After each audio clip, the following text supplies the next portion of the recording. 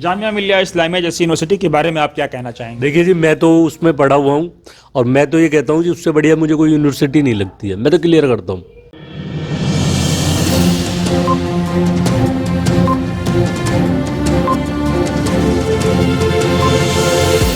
झूठ से दूर, खबरों से भरपूर। आप इनके उत्तराधिकारी हैं?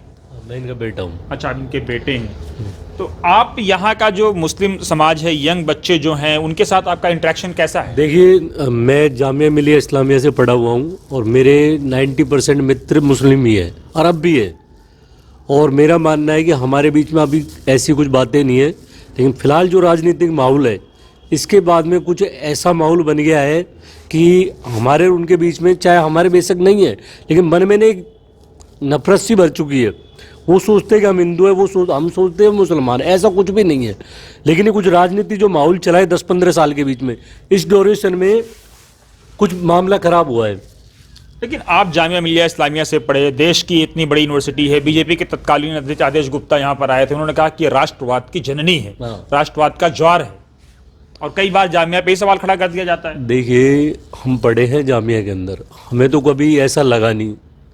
मतलब 3 या 4 साल तकरीबन 2002 से और 2005 के बीच में रहा हूँ जामिया में, हमारे बीच में तो कभी ऐसी बातें हुई नहीं। क्या कोर्स किया जामिया से आपने? मैंने हिंदी ऑनर्स का कोर्स किया था और मेरे काफ़ी मित्र थे मास मीडिया से, और जो अब भी हैं, कुछ दूरदर्शन में, कुछ NDTV में, कुछ इंडिया TV में, और सारे मुस्लिम मित्र हैं 1-2% को छोड़ के, और उनसे आज भी मुलाकात होती है और अच्छी, और हमारे बीच में वही भाईचारा है। लेकिन मौजूदा, इसका मतलब यह है कि मौजूदा राजनीतिक माहौल, नफरत के बावजूद आप लोगों में, दिलों में अभी तक नहीं, हमारे अंदर अभी ऐसा कुछ भी नहीं है। अब भी मिलते हैं और मेरे ख्याल से अभी थोड़ी देर बाद में आएगा भी मिलने के लिए मित्र।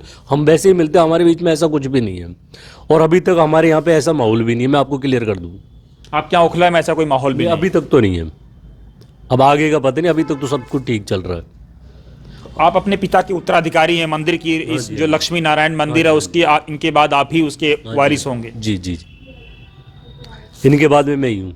तो क्या किस तरह की रोज आपका इन्वायरमेंट होता है, क्या होता है, कैसे आप लोग उठते हैं, क्या दिनचर्या होती है, कितने मुसलमानों से आप लोग मिलते होंगे?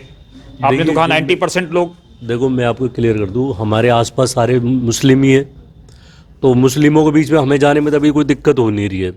अब जब हमें लगेगा ना कि अभी हमें नफरत की नज़र से देख रहे, तब तो हमें एहसास होगा। अभी तक तो हमें लग नहीं रहा है ऐसा कुछ। अब आगे का पता नहीं है, अब आप भविष्य तो किसी ने भी नहीं देखा जी। अभी तक तो मैंने एक ही बात कही, कुछ राजनीतिक माहौल खराब होने की वजह से एक चीज़ें हुई है, बाकी सब कुछ ठीक चल रहा था, अब भी ठीक ही चल रहा है अभी तक तो। बहरहाल, जामिया मिल्लिया इस्लामिया जैसी यूनिवर्सिटी के बारे में आप क्या कहना चाहेंगे? देखिए जी, मैं तो उसमें पढ़ा हुआ हूँ और मैं तो ये कहता हूँ कि उससे बढ़िया मुझे कोई यूनिवर्सिटी नहीं लगती है। मैं तो क्लियर करता हूँ, और मेरे तो सारे मित्र इनके साथ रहा हूँ।